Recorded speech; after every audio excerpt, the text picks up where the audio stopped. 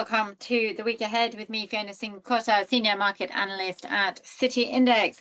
We will be looking ahead to the final week in January. That's come around quite quickly, starting January the 26th. So just before we kick off, as always, I'm just going to ask you to read through the risk warning. I will put myself on mute whilst you do that.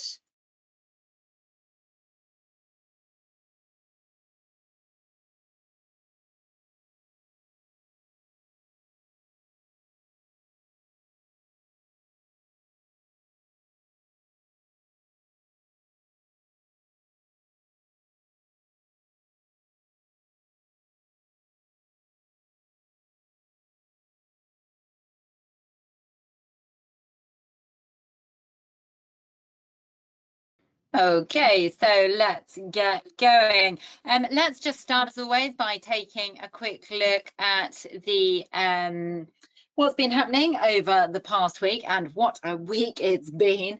We're actually seeing US stocks are on track to end the week just modestly lower after severe volatility. We obviously saw sharp declines at the start of the week. That's what we're seeing here, and then a recovery in the second half of the week. So definitely a week of two halves.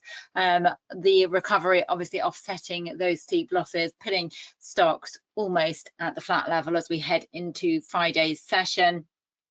Week has very much been dominated by Trump and his threats of trade tariffs over his desire to acquire Greenland. And then we obviously had his appearance at Davos, where he had then announced that he'd had a meeting with NATO General Secretary and announced a framework for a deal over Greenland, withdrawing tariffs and tariff threats, because they weren't to come in until the 1st of February. And there's very much, a sense of relief and sort of a risk on recovery, which helped equities across the globe move higher. We've also seen the Dow Jones, for example, also saw a really solid recovery, almost pushing up to record highs in the session yesterday. There we go, sorry, yesterday on Wednesday, before coming down slowly, but we're very close to those record highs. But there are a couple of interesting points here, and I think that's the weakness that we're seeing still in the US dollar. So despite that recovery that we're seeing in US equities, not seeing that in the dollar, not seeing that at all in the dollar. In fact, we saw that the dollar fell sharply on the news, so it didn't gain any safe haven flows. And at the same time, as those fears unwound, we didn't see the US dollar pushing higher either. We saw the US dollar falling. It's down around 1% almost across the week. Now that's obviously helped out gold and silver. Let's just pick up gold here, trading at fresh record highs earlier today. Again, interesting, because we're seeing gold at record highs continue to push gains across the week, despite the fact that we have seen that recovery in equities. So what's this telling us? That I think, there is still a lingering nervousness among markets, potentially linked to sort of this idea of policy instability and unpredictability from the Trump administration, and also potentially a lack of credibility surrounding the administration, given that this was very much, it appeared, another taco trade going on. So the other point that's been interesting is that we've seen the Aussie has been a big benefiter across the week. Now, that's usually a risk on currency, and yet it was rising even when we were seeing these concerns. So we're seeing this rotation out of the US dollar, which I think is interesting, in the same way that we're seeing that rotation out of tech and into value, which would explain why we're seeing that almost record high on the Dow, but not on the NASDAQ or the S&P 500. So I'm just going to pull up the NASDAQ. So, look, we can see the NASDAQ still a good deal away from that record high. So seeing very much that rotation that we've talked about. Just about on the data front, GDP was stronger than expected at 4.4% annualized, whilst US core PCE, that's the Fed's preferred gauge for inflation, was holding steady at 2.8%, really giving the Fed no reason to cut interest rates, which leads us to this week very nicely, because we have the Federal Reserve interest rate decision. And as I noted there, expectations are for the Fed to leave rates unchanged. So the Fed did actually cut rates by 25 basis points in the December meeting. That was the third straight rate cut that we'd had. And that was a 9-3 vote. Now, the three that dissented did for different reasons. Some voted not to cut rates at all, whilst one voted for a 50 basis point rate cut. But anyway, Federal Reserve Chair Jerome Powell actually considered the Fed to be well positioned to wait and see how the economy evolves, emphasizing the Fed's data-dependent approach. And since the meeting, since that meeting, US data has been stronger than expected, with GDP growth upwardly revised, as I mentioned, to that 4.4% in Q3. Core inflation still sticky, and there's no reason for the Fed to move now. In fact, that's what the market sees as well. It sees a 95% odds of no change in rates at all. So that means that the focus is going to be very much on Powell's press conference and any hints on the labour market and inflation risks against a backdrop of tariffs and geopolitical uncertainties. So I think the Fed's going to try and play this steady as you go. I think especially given the amount of volatility that we have seen in this past week. We may also hear news about the Fed chair's replacement. Trump has tweeted recently that he's in the final stages and the announcement will be made soon. So that's something that could come through, depending on who gets chosen and their outlook, as it may have some impact on the outlook for Fed rate cuts across the year. But let's remember that this is a committee, so unless the data supports the moves, it doesn't really matter whether the next Fed chair is more dovish or not. If the data isn't going to support that, then the other Fed policymakers won't be supportive of that either. And you end up with a situation like Stephen Mirren, who was Trump's appointee, and he's the one who's been sort of pushing for 50 basis point rate cuts, but there's no one else on his side there. So now if we do hear a steady as we go Fed, which doesn't rock the markets too much, then that does, I think, mean that attention will be very much then on US earnings, as far as the S&P 500, as far as the Dow Jones is concerned, and particularly the Nasdaq, because it's tech stocks that we'll be focusing on next week. So this is the upside. I mean, the market's still going to be listening out for what's going on as far as Trump is concerned, as far as Greenland is concerned, because there could be a few sticking points over how much military access Trump actually wants there, and whether that's something that Greenland and Europe are willing to agree to, although I do believe that they don't see too many problems that it was just the all-out acquisition, which was proving to be a bit of an issue. So as far as the market is concerned, we are seeing, I would say, a little bit of a lack of momentum now. We've sort of got to that recovery to the 69.30 level, just around the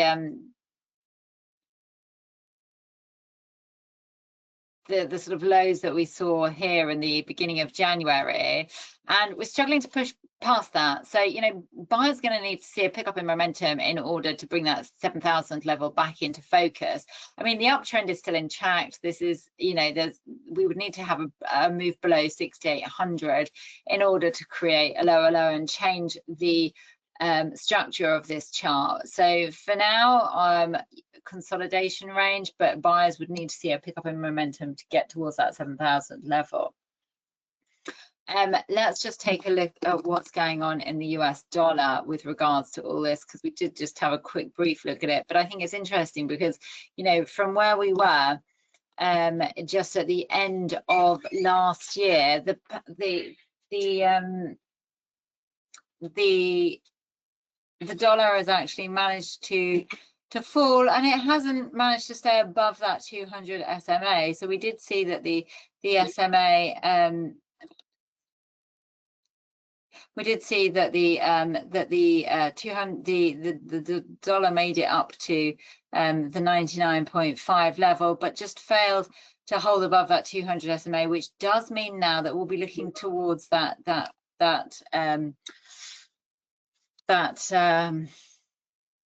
level down here, the 97.90 level. That was the lows that we saw around the end of December last year. So that's what we're seeing, that weakness in the US dollar. Quite an aggressive breakthrough, that 200 SMA as well. We've seen an aggressive breakthrough the 50 SMA. Also, as far as momentum is concerned, it is towards the downside. So potentially looking out for that level. Buyers would need to get above that 98.73 level in order to have any sort of idea of looking towards the 99.50 highs for 2026. So next we are going to talk about what else we got going on. We've got the other one I'm going to actually talk about here is Australian, the Australian inflation data. And the reason that I'm going to be talking about this is because of this rally that we've seen in the Aussie, which has been really quite spectacular. You know, we've seen this breakout of this region here. This past week, we've seen some relatively strong data from Australia. We also had that Chinese GDP data, which wasn't, I think, as you know, it was stronger. It was okay. So that's helped to support the Aussie dollar. But obviously, keep in mind here that this is massively overbought. So we could expect to see an easing lower. But if we have a look at when it was last trading up at these levels, and this was up back in sort of October 2024, that was up at 69.25, so not too far away from where we are now, in fact. But as far as inflation is concerned, in Australia, we saw the Q3 CPI, so that's the previous quarterly CPI report, rose to 1.3%. That was up from 0.7% in Q2, taking the annual CPI to 3.2%, up from 2.1% in Q2. And basically that marked the highest quarterly increase since March 2023. And mainly driven by housing, recreation and transport. Now, since then, inflation data has shown elevated pressures. We saw it peaking at 3.8% in October before easing to 3.4% in November. Now, the December 2025 CPI level is expected to show that headline inflation rose 0.5%, taking annual inflation to 3.5%. Now, ahead of the report, the interest rate markets are pricing in around a 60% probability that the RBA is going to be hiking interest rates by 25 basis points in the February meeting, and is pricing in a full 25 basis point rate hike by May.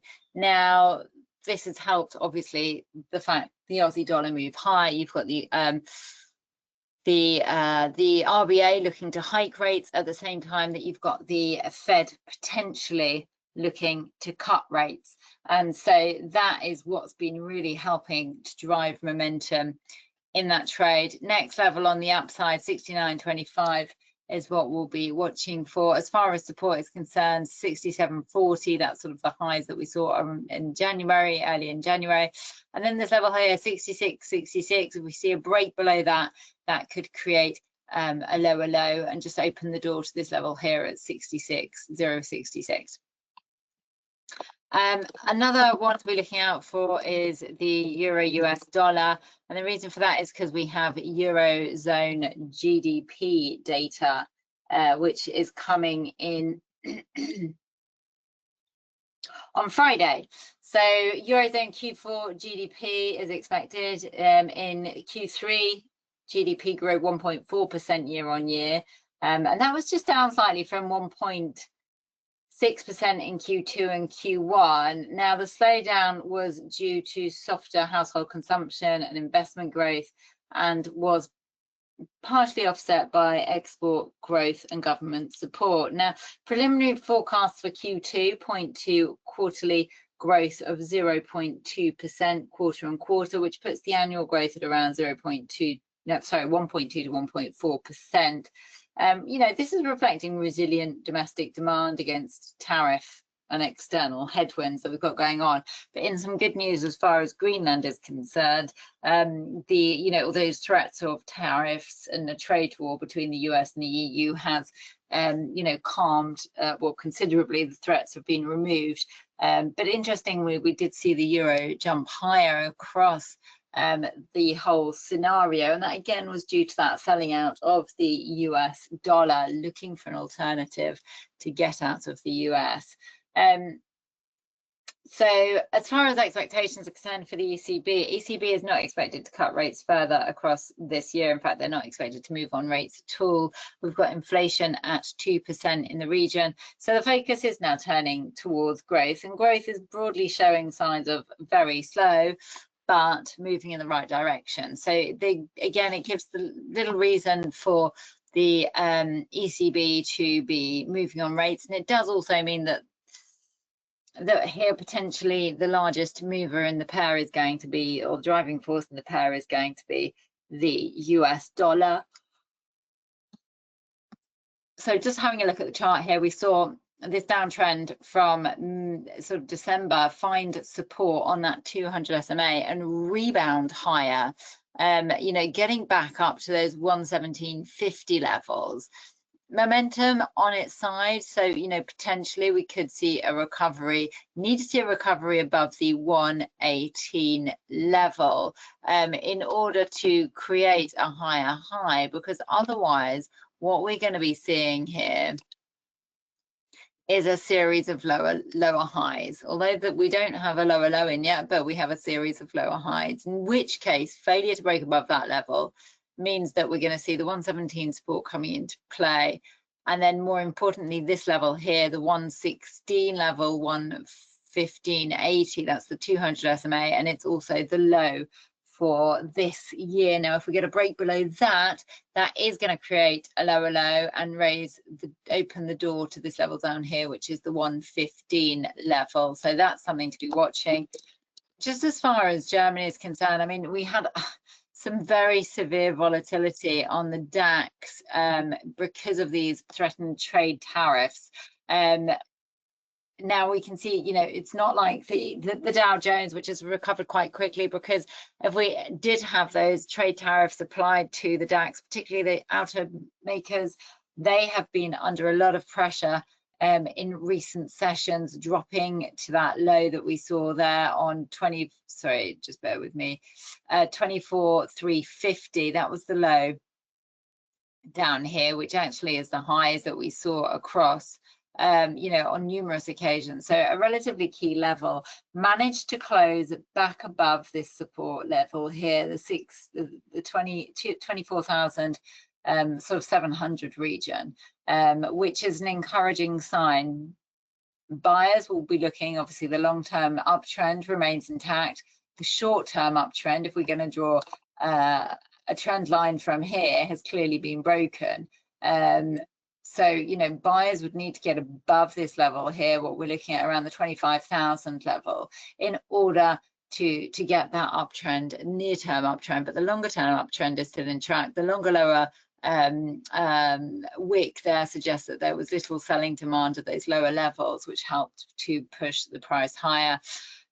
So obviously any sense of growth in or stronger than expected growth could help the DAX push higher.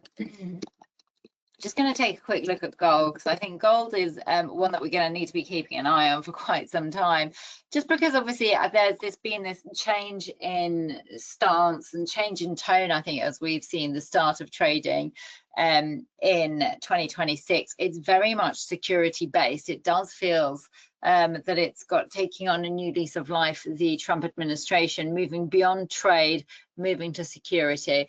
And this is why we've seen, you know, gold supported. Obviously we've seen the weakening in the US dollar, but this feels like it's more of it is more of a geopolitical trade than it is a Fed cutting rates trade, although expectations that the Fed will cut rates twice this year is obviously also offering some support. Just need to be careful. I mean, we've been saying this, but you know, we are overbought in overbought territory, and on these previous occasions when we have seen overbought, we have seen sharp falls lower. Obviously still part of the rising uptrend, but something to be careful of. As far as what to be watching out this coming week, obviously the Fed, what that does to the US dollar, any prospect of the Fed sort of sounding a bit more hawkish, then that could see gold fall lower and give back some of these recent gains. Obviously, if we see any sense of more geopolitical stresses, then that could obviously help gold push higher as well. And then earnings. So this week is a big week as far as earnings are concerned. We've got the US, bear with me, sorry. We've got the 4 of the Magnificent 7 are set to report quarterly earnings this week, with numbers from Microsoft, Meta, Tesla, and Apple. So these could set the tone really across the entire tech sector.